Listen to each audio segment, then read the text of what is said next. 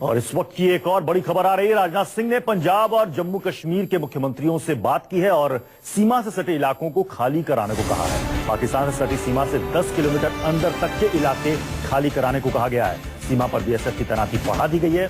Wagah border पर रोजाना होने वाले बीटिंग रिट्रीट कार्यक्रम को रद्द कर दिया गया है। अटारी और हुसैनीवाला बॉर्डर को बंद कर दिया गया है। डॉक्टरों को कहा गया कि आप अपनी छुट्टियां फिलहाल रद्द रखें। उनकी छुट्टियां रद्द कर दी गई हैं। पठानकोट में पंजाब पुलिस के कमांडो और स्वाट टीम को हाई अलर्ट कर दिया गया है। हमारे साथ अमित कुमार हमारे संवाददाता इस वक्त जुड़ चुके हैं। अमित, हमने सर्जिकल स्ट्राइक कर दी, 7 आतंकी शिविर नष्ट कर दिए, 30 से 40 आतंकियों को मार दिया।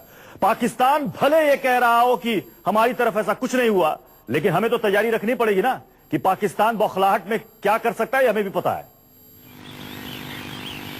देखिए, निश्चित तौर पर ये कहीं ना कहीं आशंका है, क्योंकि जिस तरह से सर्जिकल स्ट्राइक हुआ है, करीब 40-38 टेररिस्ट की बात आ रही है और 2 सेना के जवान के मारे जाने की बात आ रही है। और वहां पर किस तरह की बौखलाहट है, इसका अंदाजा आप इसी बात से लगाया जा सकते हैं कि आर्मी की तरफ से एक बयान आता है कि ऐसा कुछ भी नहीं हुआ है। वहां जो रक्षा मंत्री है वो कहते हैं कि इस तरह के अटैक हुए हैं। वो खुद कह रहे हैं कि 2 लोग मारे गए हैं। प्रधानमंत्री इस तरह के हमले की निंदा करते हैं। तो पाकिस्तान के भीतर एक जबरदस्त प्रेशर है और इस ऐसे में आशंका है कि जो बॉर्डर इलाके में है, जिस तरह से सीज फायर का उल्लंघन करते हुए कल देर रात से सुबह तक आज हमले किए हैं, गोलीबारी हुई है, यहां तक कि मोर्टार का भी इस्तेमाल किया गया है। तो ऐसे में आशंका है कि वो बॉर्डर से सटे जो गांव है वहां पर हमला कर सकते हैं। इसलिए राजनाथ सिंह ने प्रकाश सिंह बादल और महबूबा मुफ्ती को कहा है कि जो बॉर्डर इलाके के जो लोग हैं उन्हें कम से कम 8 से 10 किलोमीटर एरिया को खाली करा दिया जाए, क्योंकि इस तरह के हमले हो सकते हैं। और इसीलिए, और जहां तक पाकिस्तान की बात है, तो बाकायदा भारत की जो आर्मी थी, इंडियन आर्मी ने उसने बाकायदा वीडियो बनवाया है। इस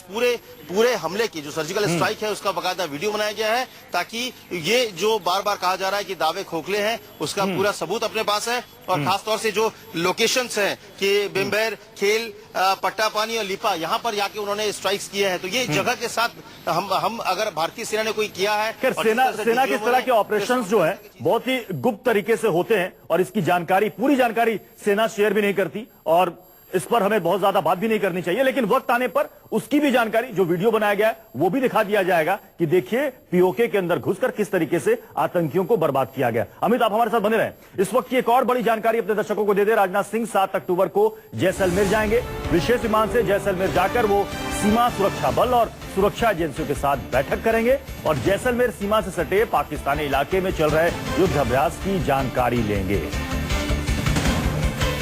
तो पूरी तैयारी में भारतीय सरकार और साथ में हमारी फौज।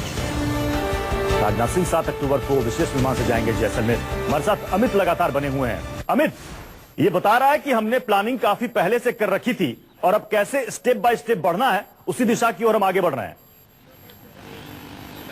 देखिए, जी हाँ, पूरे चीजों को स्ट्रेटेजिकली अगर आप देखें तो बहुत ही आराम से वक्त लेके किया गया है। एक हड़बड़ाहट में कि उरी पे हमला हुआ और इसके तुरंत बाद सर्जिकल अटैक कर दिया जाए या कुछ उसकी प्रतिक्रिया में कुछ एक्शन ले लिया जाए, ऐसा नहीं हुआ है। वक्त दिया गया है, बाकायदा मीटिंग्स की गई है और चीजों को, लोकेशंस को आइडेंटिफाई करके, ताकि, क्योंकि भारत सरकार ने एक चीज साफ कर दिया है कि हमारी लड़ाई कोई पाकिस्तान से नहीं, हम उन आतंकियों के खिलाफ हमें लड़ाई है। इसलिए जो ये हमला था, ये सर्जिकल स्ट्राइक था, वो था आतंकियों के खिलाफ और आतंकियों को मदद करने वाली जो भी फौज हो या जो भी हो उनके खिलाफ था।